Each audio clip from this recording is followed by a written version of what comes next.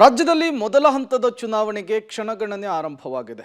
ಶಾಂತಿಯುತ ಮತದಾನವನ್ನು ನಡೆಸಲಿಕ್ಕೆ ಬೇಕಾದಂತಹ ಸಿದ್ಧತೆಗಳನ್ನು ಚುನಾವಣಾಧಿಕಾರಿಗಳು ಮಾಡಿಕೊಳ್ತಾ ಇದ್ದಾರೆ. ಮತ್ತೊಂದು ಕಡೆ ಬೆಂಗಳೂರು ಸೇರಿದಂತೆ 14 ಲೋಕಸಭಾ ಕ್ಷೇತ್ರದಲ್ಲಿ ಇವತ್ತಿನಿಂದ 2 ದಿನಗಳ ಕಾಲ ಮದ್ಯ ಮಾರಾಟಕ್ಕೆ ನಿಷೇಧವನ್ನು ಹೇರಲಾಗಿದೆ.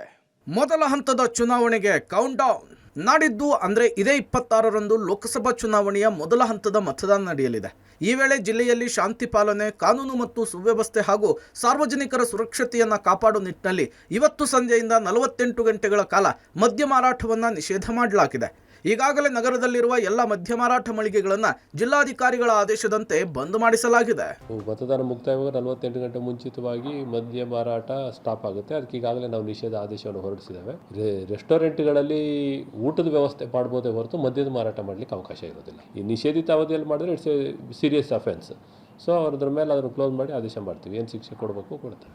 ಬೆಂಗಳೂರು ನಗರ ಮತ್ತು ಗ್ರಾಮಾಂತರ ಜಿಲ್ಲಾದ್ಯಂತ ಮದ್ಯ ಉತ್ಪಾದನೆ, ಮಾರಾಟ, ಹಂಚಿಕೆ, ಸಾಗಾಣಿಕೆ, ಶೇಖರಣೆ ಇತ್ಯಾದಿಗಳನ್ನು ನಿಷೇಧಿಸಲಾಗಿದೆ.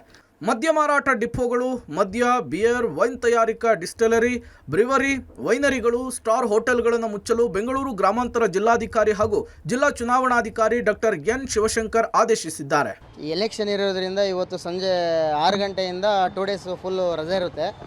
ಮತ್ತು ಶನಿವಾರ ಬೆಳಗ್ಗೆ ಓಪನ್ ಆಗುತ್ತೆ. ಯಾವುದೇ ಥರದ ಮದ್ಯ ಮಾರಾಟ ನಾವು ಮಾರೋಂಗಿಲ್ಲ. ಆ ಥರ ರೂಲ್ಸ್ ಆದೇಶ ಮತ್ತೆ ಬಂದಿದೆ. ಸಾರ್ವತ್ರಿಕ ಲೋಕಸಭಾ ಚುನಾವಣೆಯಲ್ಲಿ ಯಾವುದೇ ರೀತಿಯಲ್ಲಿ ಅಹಿತಕರ ಘಟನೆಗಳು ನಡೆಯದಂತೆ ಮುನ್ನೆಚ್ಚರಿಕೆಯ ಕ್ರಮ ವಹಿಸಿದ್ದು ಬಾರ್ಗಳನ್ನು ಬಂದ್ ಮಾಡಲಾಗಿದೆ.